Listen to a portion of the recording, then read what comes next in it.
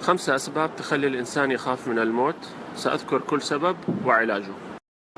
السبب الأول الخوف من المجهول. الإنسان بطبيعته يخاف مما يجهل، فإذا ما كان عارف إيش حيحصل بعد الموت يخاف من هذا المجهول، وهذا علاجه أنه الواحد يقرأ بما سيحصل بعد الموت من أحداث يوم القيامة ومن موضوع الجنة والنار.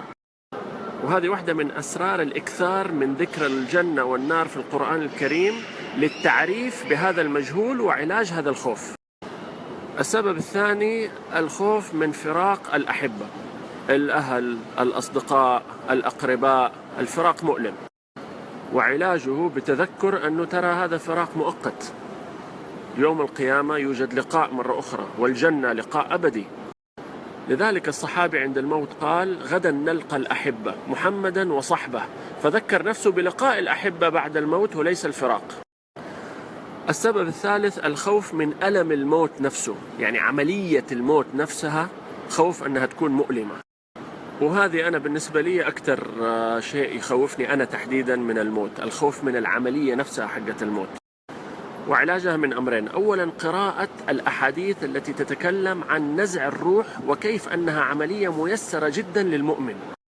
ثانيا بالتركيز على حالات وهي كثيرة جدا لناس يقول لك يا أخي تحسه كده مات بسلام، فتوجد حالات لهذا. وهذه واحدة من معاني الدعاء بحسن الختام، أن الواحد يدعو الله سبحانه وتعالى أن ييسر له عملية نزع الروح هذه. السبب الرابع الخوف من أنه يكون في ألم وعذاب بعد الموت، وهذا ما في شك أنه موجود لأننا نؤمن بعذاب النار، ولكن علاجه هو بالعمل الصالح. فإذا أكثر الإنسان من الأعمال الصالحة زاد أمله بالله أنه يكون مكانه يوم القيامة في جنة وليس في نار. وهذه واحدة من فوائد الأعمال الصالحة، أنها تقلل من الخوف من عذاب بعد الموت. السبب الخامس الخوف من الفناء. الإنسان بطبيعته يريد الخلود ويخشى من فكرة أنه يفنى تماما، وهذه سبتها الآخر شيء لأن هذه أقل واحدة بالنسبة للمسلمين، لأنه إحنا ما عندنا هذه النظرة، ما عندنا نظرة أنه بعد الموت سنفنى، كلنا نؤمن بحياة بعد الموت.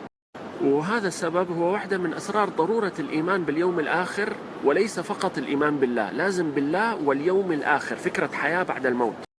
لذلك لا يكفي أن الواحد يؤمن بالله فقط، هذا لن يعالج هذا الخوف، لازم إيمان بالله وإيمان باليوم الآخر. وهذه واحدة من مشاكل قريش.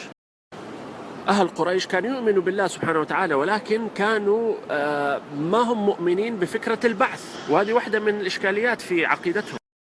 لذلك الآية: أإذا كنا عظاما ورفاتا أإنا لمبعوثون خلقا جديدا. فقريش ما كانوا يؤمنوا بالبعث، وهذه مشكلة. وبذلك نفهم فكرة تكرار الإيمان بالله واليوم الآخر في القرآن لعلاج هذا الألم النفسي، الخوف من الفناء.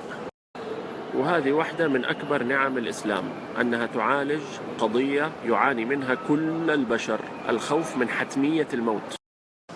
وبالتالي مهم جدا أن المسلم يفهم أن كل عناصر الإيمان هي جاءت لمصلحة الإنسان وعلاج مشاكله النفسية.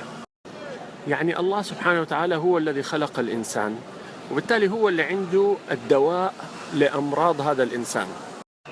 فالله لن يأمرنا بشيء عبث، ما في أمر إلهي إلا نزل لمصلحة الإنسان. إذا فهمنا هذا المبدأ أنه هذا كله لمصلحتنا إحنا، سهل علينا تقبل الأوامر والنواهي. أستسمح الجميع أني قفلت الرسائل الخاصة، وده لسبب دائما ألاحظ في نفسي لما أكثر من وسائل التواصل الاجتماعي أحس بأثر سلبي على الروحانية حقتي، فأحيانا أضع كده رولز أو قوانين أحاول أخفف فيها من استخدام وسائل التواصل، من ذلك التقليل من موضوع الرسائل. فأنا الآن داخل في عملية صوم من الرسائل الخاصة في وسائل التواصل الاجتماعي. يا أهلا وسهلا. فلو أي أحد أرسل رسالة وما وصلت لا يحسب أنها بلوك، أنا ما بسوي بلوك لأحد، حتى الناس اللي يرسلوا رسائل مؤذية ما أسوي لهم بلوك. هو ما هو بلوك، هو مجرد إغلاق للخاصية دي حقة الرسائل على الجميع يعني، فأرجو السماح.